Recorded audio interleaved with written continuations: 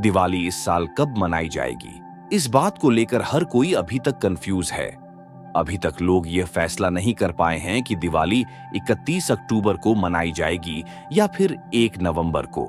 अगर आप अपने घर से दूर रहते हैं और दिवाली मनाने के लिए अपने प्रियजनों के पास सही वक्त से पहुंचना चाहते हैं, तो आइए हम आपका कंफ्यूजन दूर करके आपको दीपावली की सही डेट बताते हैं। आइए जानते हैं कब मनाई जाएगी दीपावली। बड़ी दीपावली 2024 में कब है? दीपावली का त्योहार सबसे पहले रावण को हराकर भगवान राम के अयोध्या लौटने पर मनाया गया था। उस दिन कार्तिक मास की अमावस्या थी और अपने प्रभु श्री राम के अयोध्या लौटने की खुशी में नगरवासियों ने घी के दीपक जलाकर खुशियां मनाई थीं। इस साल कार्तिक मास की अमावस्या 31 अक्टूबर को दोपहर में 3:52 पर शुरू होगी और अगले दिन यानी कि 1 नवंबर की शाम को 6 बजे तक रहेगी। इसलिए अमावस्या तिथि दोनों दिन विद्यमान रहेगी। चूंकि दीपावली मां लक्ष्मी और काली की पूजा प्रदोष काल के बाद की जाती है, इसलिए दीपावली की पूजा 31 अक्टूबर को की जाएगी और इसी दिन घर में दीपक जलाए जाएंगे। जो लोग दीपावली पर काली पूजा भी करते हैं, वे भी 31 अक्टूबर को ही अपने घर में दीपावली मनाएंगे और इसी दिन मां काली की पूजा करेंगे।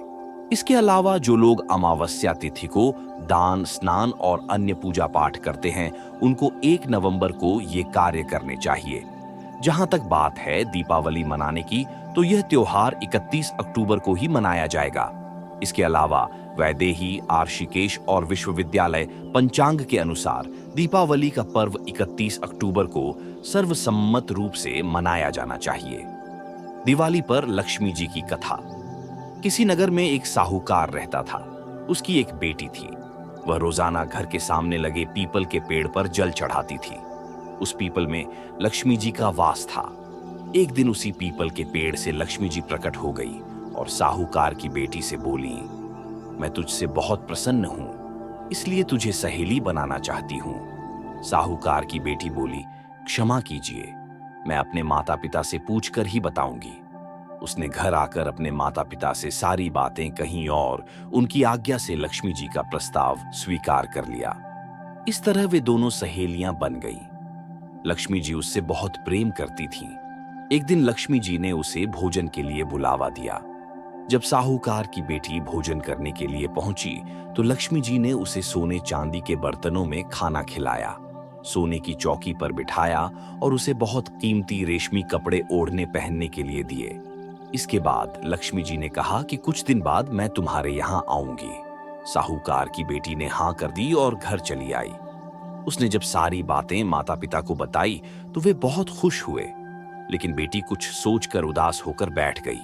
जब साहूकार ने इसका कारण पूछा तो उसकी बेटी बोली, लक्ष्मी जी का वैभव बहुत बड़ा है, मैं उन्हें कैसे संतुष्ट कर सकूंगी। यह सुनकर पिता ने कहा कि घर की जमीन को अच्छी तरह लीपना और अपनी पूरी श्रद्धा से रूखा सूखा जैसा भी भोजन बने, उसे बहुत प्रेम से लक्ष्मी जी को खिला देना।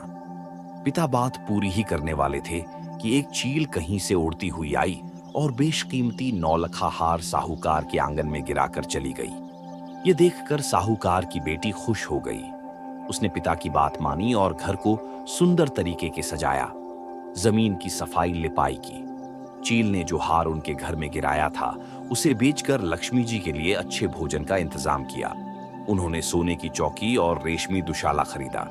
जब लक्ष्मी जी घर आई तो साहूकार की बेटी ने उन्हें सोने की चौकी पर बैठने को कहा। इस पर लक्ष्मी जी ने कहा, इस पर तो राजा रानी बैठते हैं। इतना कहकर वह साफ जमीन पर ही आसन बिछाकर बैठ गई और बहुत प्रेम से भोजन किया। वह साहूकार के परिवार के आदर सत्कार से बहुत खुश हुई और उनका घर सुख संपत्ति से भर गई।